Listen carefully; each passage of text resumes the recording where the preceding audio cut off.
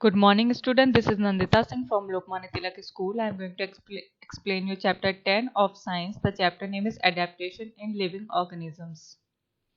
Organisms and their surroundings. Living organisms are found everywhere on this earth, such as plains, mountains, deserts and oceans. Living organism हर जगह पाए जाते हैं अर्थ पर. कहाँ कहाँ पर? प्लेन्स में, माउंटेन्स में, डेजर्ट्स में और ओशंस में. Some living organisms are present inside our body as well. कुछ living organism हमारी body में भी होते हैं. Organisms have unique features to live in a particular region with specific climate and geographical conditions. Organisms have unique feature to live. Organisms, हर एक organism में अलग अलग features होते हैं जिससे कि वो किस एरिया में रहते हैं उस पर डिपेंड करता है. Unique features to live in a particular region with specific climate. इस पर डिपेंड करता है कि वो कोई भी जगह कैसी क्लाइमेट वाली है और वहाँ की जोग्राफिकल कंडीशन क्या है. इसके अकॉर्डिंग जितने भी ऑर्गेनिजम्स होते हैं वो अलग अलग फीचर्स के साथ अलग अलग जगहों पर रहते हैं. Living organisms have different body structures, varied eating habits, different breathing methods and different body parts for moving.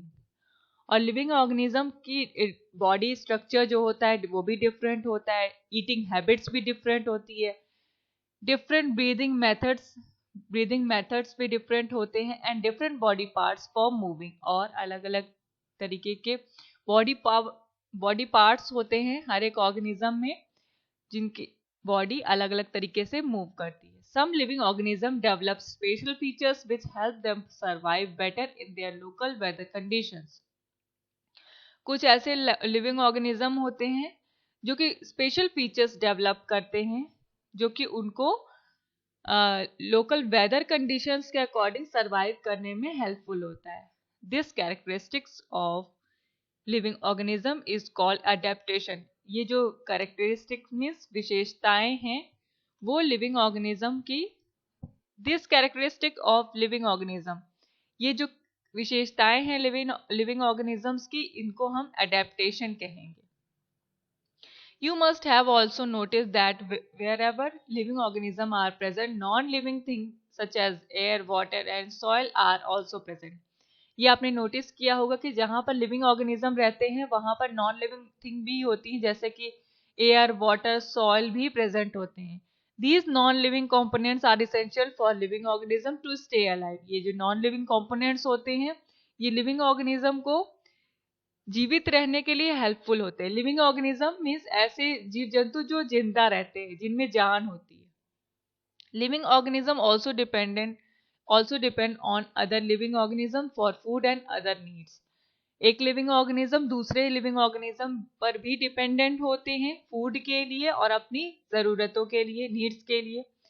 The non living thing and other living organism that affect a particular living organism are referred to as its environment. The non-living thing and other living organism, non-living thing और जो other living organisms होते हैं वो affect करते हैं एक area में रहने वाले पर्टिकुलर लिविंग ऑर्गेनिजम्स को जो कि उस एनवायरनमेंट में, उस वातावरण में होते हैं. मीन्स नॉन लिविंग और लिविंग ऑर्गेनिज्म पर्यावरण को, वातावरण को, एनवायरनमेंट को रिफर करते हैं, उनको अफेक्ट भी करते हैं. The living organism in an environment interact with one another and also with the non living components forming an ecosystem. Living organism क्या होता है? लिविंग ऑर्गेनिज्म एनवायरनमेंट में दूसरे ऑर्गेनिज्म से इंटरैक्ट करते हैं और नॉन लिविंग कंपोनेंट्स को भी फॉर्म करते हैं और इकोसिस्टम बनाते हैं. The study of the relationship of living organism and its environment is called ecology. Ecology किसको कहते हैं? The study of relationship of living organism and its environment. Living organism और एनवायरनमेंट के बीच में रिलेशनशिप बनना इकोलॉजी कहलाता है. And ecosystem has two components, ecosystem में दो तरीके के कंपोनेंट्स होते हैं. All living organism, plants and animals present in an environment are known as biological and biotic components. Ecosystem दो तरीके के कंपोनेंट्स को बनाते हैं. All living organism, plants and animals present in an environment are known as biological. जितने भी living organisms, plants, animals और भी सारी चीजें जो प्रेजेंट होती हैं एनवायरनमेंट में वो उनको बायोलॉजिकल या बायोटिक कंपोनेंट्स कहते हैं. All the other non-living components in the environment are known as physical and abiotic components. और जो नॉन लिविंग होते हैं ऐसे कंपोनेंट को जो एनवायरनमेंट में नॉन लिविंग होते हैं उनको हम फिजिकल या अबायोटिक कंपोनेंट्स कहते हैं. Biotic and biotic interaction. The biotic components are dependent on each other for food. They live in close proximity to one another. For example, animals depend on green plants and other animals for food. The animals' waste and dead bodies on composition add nutrients to the soil. These nutrients are taken up by plants through their roots. In this way, animals provide minerals to plants for their growth. Biotic components एक दूसरे पर dependent होते हैं food के लिए. ये एक दूसरे के साथ रहते हैं. फॉर एग्जाम्पल जो एनिमल्स होते हैं वो कुछ एनिमल्स होते हैं वो ग्रीन प्लांट्स पे डिपेंडेंट होते हैं, कुछ एनिमल्स पर दूसरे एनिमल्स पर डिपेंडेंट होते हैं उनको खाने के लिए, फूड के लिए. और the animal waste and dead bodies, animals की जो वेस्ट और डेड बॉडीज होती हैं वो कॉम्पोजिशन में कन्वर्ट होकर के सॉइल के लिए एक न्यूट्रिएंट बनाती हैं, खाद की तरह बनती हैं. These nutrients are taken up by plants through their roots. और प्लांट्स ये न्यूट्रिएंट्स को रूट्स में ले जाते हैं. In this way, animals provide minerals to plants for their growth. इसी तरह एनिमल्स मिनरल्स प्रोवाइड करते हैं प्लांट्स को उनकी ग्रोथ के लिए. Biotic and abiotic interaction. The biotic and abiotic components interact with each other continuously. Biotic और abiotic components एक दूसरे से इंटरैक्ट करते हैं. The abiotic components are shared by biotic components. Biotic components abiotic से कंपेयर करते हैं, अपने components शेयर करते हैं. For example, both plants and animals need air to respire. Respire में सांस लेना. प्लांट्स और एनिमल्स दोनों सांस लेते हैं, ब्रीदिंग करते हैं. All living organism need water. सारे लिविंग ऑर्गेनिज्म को वाटर की जरूरत पड़ती है सर्वाइव करने के लिए. Plants need air, water, sunlight for photosynthesis. और प्लांट्स को एयर, वाटर और सनलाइट की जरूरत पड़ती है फोटोसिंथेसिस के लिए. They also need soil to grow. उन्हें सॉइल यानी मिट्टी की भी जरूरत पड़ती है ग्रो करने के लिए. Plants and animals both need suitable temperature condition to survive. Plants और एनिमल्स दोनों को सुटेबल टेम्परेचर कंडीशन चाहिए होती है कि जहां पर वो रह सके, सर्वाइव कर सके.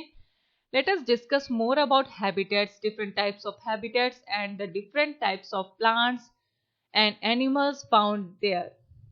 अब हम डिस्कस करेंगे हैबिटेट्स पर और different types of habitats, different types of plants, animals जो पाए जाते हैं उनके बारे में डिस्कस करेंगे. फर्स्ट है habitat. A habitat is a place in the environment where a living organism lives and grows naturally. Habitat क्या होता है? हैबिटेट एक ऐसी जगह होती है एनवायरनमेंट में जहां पर लिविंग ऑर्गेनिज्म रहते हैं और नेचुरली ग्रो करते हैं. For example, the natural habitat of a tiger is the forest and not a जू. जो नेचुरल हैबिटेट है टाइगर के लिए वो फॉरेस्ट है, जू नहीं है. फॉरेस्ट में सारे जंगली जानवर रहते हैं, वाइल्ड एनिमल्स रहते हैं. A forest provides a tiger with animals that it can hunt for eating, shady trees and plants for it to hide, as well as take rest and suitable climatic condition with sunlight and rain. एक forest, tiger के लिए forest बहुत helpful होता है, वो वहां पर रहते हैं. फॉरेस्ट उनको प्रोवाइड करते हैं एनिमल्स जिसको वो मार करके खा सकते हैं. ट्रीज प्रोवाइड करते हैं, प्लांट्स प्रोवाइड करते हैं जिसकी शेड में वो रह सकते हैं. और अपने आप को छुपा सकते हैं किसी शिकारी से या रेस्ट कर सकते हैं, सूटेबल क्लाइमेटिक कंडीशन होती है, सनलाइट मिलता है उनको, रेन मिलता है, ये सारा उनको फॉरेस्ट में मिलता है। A habitat provides suitable living conditions such as proper food, temperature, shelter, and climatic conditions that are best suited for that organism to survive. और हैबिटेट एनिमल्स को, लिविंग ऑर्गेनिजम्स को प्रोवाइड करते हैं ऐसी लिविंग कंडीशन जिसमें proper food होता है, temperature होता है, शेल्टर होता है और क्लाइमेटिक कंडीशन होती है जो उनके सर्वाइव करने के लिए सूटेड होती है। In other words, a habitat is the natural home or environment of an animal, plant or any other organism. और दूसरे वर्ड्स में हैबिटेट एक नेचुरल होम होता है, एनवायरनमेंट होता है एनिमल्स के लिए, प्लांट्स के लिए और दूसरे ऑर्गेनिजम्स के लिए। Let us now learn about different types of habitats and various types of plants and animals found there. और अब हम पढ़ेंगे किसके बारे में, डिफरेंट टाइप्स ऑफ हैबिटेट्स के बारे में, टाइप्स ऑफ प्लांट्स और एनिमल्स जो कि पाए जाते हैं उनके बारे में पढ़ेंगे। आज यहीं तक पढ़ाऊंगी। Now I am going to end this class. Good day.